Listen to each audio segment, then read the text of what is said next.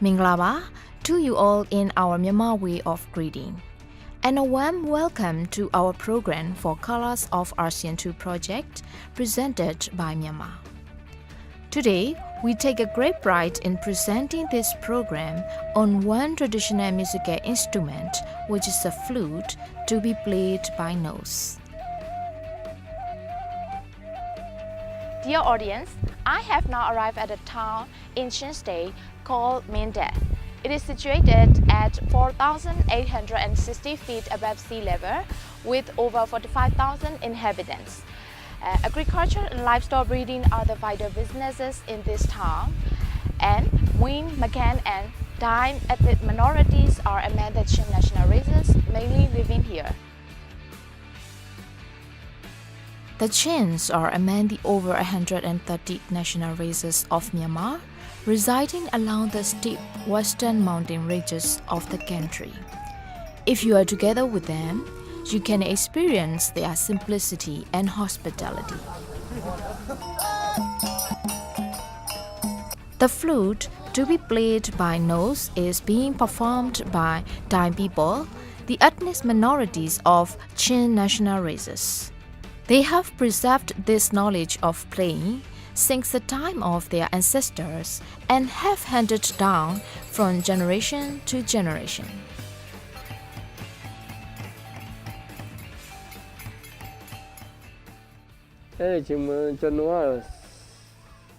When I started learning how to play the flute by nose, I was about 18 years old or 19 years old.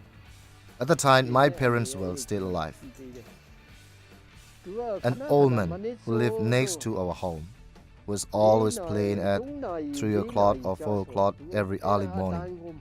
I was attracted by the melody released from the flute. That sounded really pleasing me, so I went to him and requested him to teach me. When he agreed, he started teaching me the way to play the flute. I followed whatever he taught me at that time. When we started learning, he taught me to play the short flute.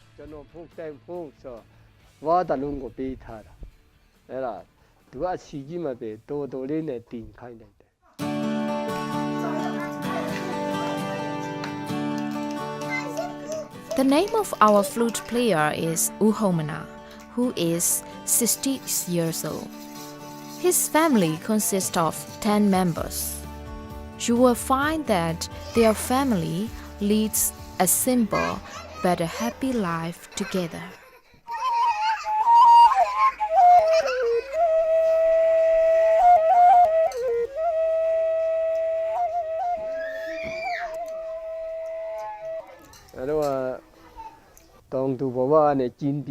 As our ancestors were pheasants, we also became pheasants. I must work hard because I have many children. But I feel very tired. I'm pleased with their smiling faces.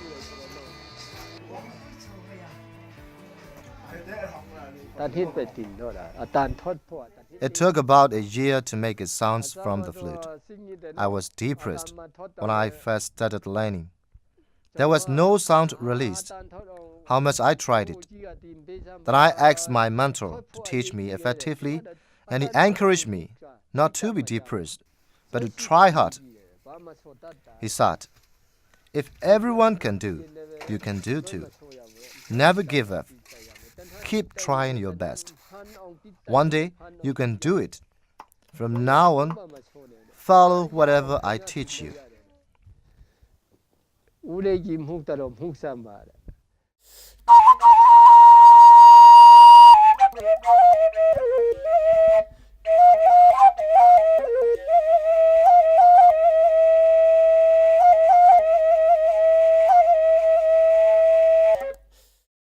We also learned that this way of playing the flute by nose takes place at their traditional festival, especially on Harvest Festival.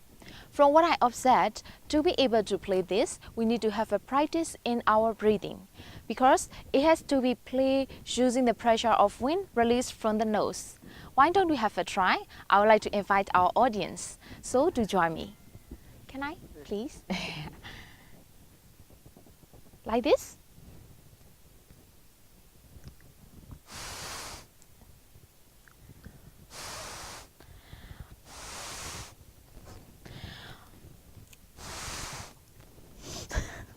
It's so difficult. It's so difficult. I can't do it. Would you like to try this?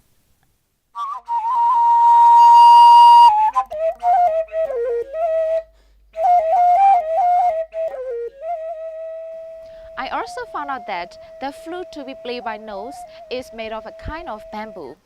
It is rare to be found today. The flute that we can see now has been inherited from their ancestors.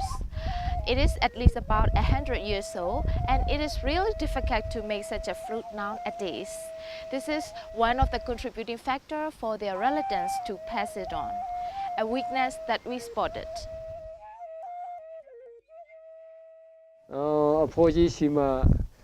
While I kept on learning from the old man, when I could produce a sound, he gave me his flute.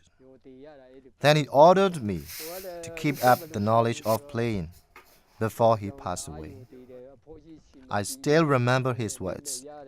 I maintain the flute well and value it like my own life. There is no more who can make such a flute.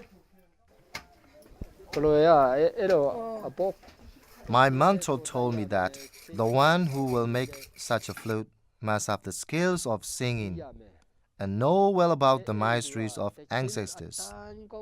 Such a person can make a flute. The better he can sing, the better the sound will be. He said, there has to be a certain time to make such a flute. We cannot make whenever we want to. The time when the crops become mature is the best occasion to make it. I cannot remember the exact time.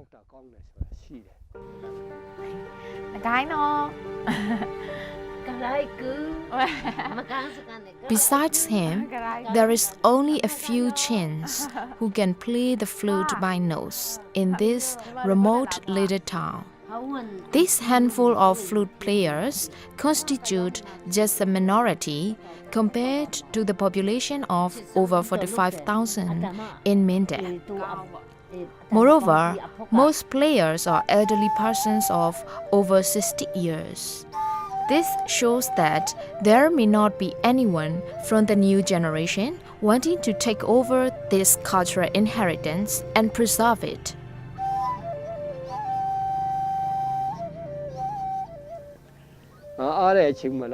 Whenever I met young people around the city, I offered them to learn the way to play the flute. They asked me that the benefits they can get if they know the way to play. They said they have more important things to do, like their family's livings. They don't want to learn it. Last time, a 10-member youth came to me and requested me to teach. It didn't even last a week. They gave up as they cannot play to make sounds. No one is willing to learn like me. I found out that you must have a strong will to do so. Sometimes I think that after I pass away, my flute will be gone too. I feel so sad for it. Although my mentor could hand it down to me, I have no more inheritors. Hence, this way of playing such a flute will disappear completely from the earth. Our player Uhomana is worried about the flute to be played by nose, as there is no one that he can hand over to.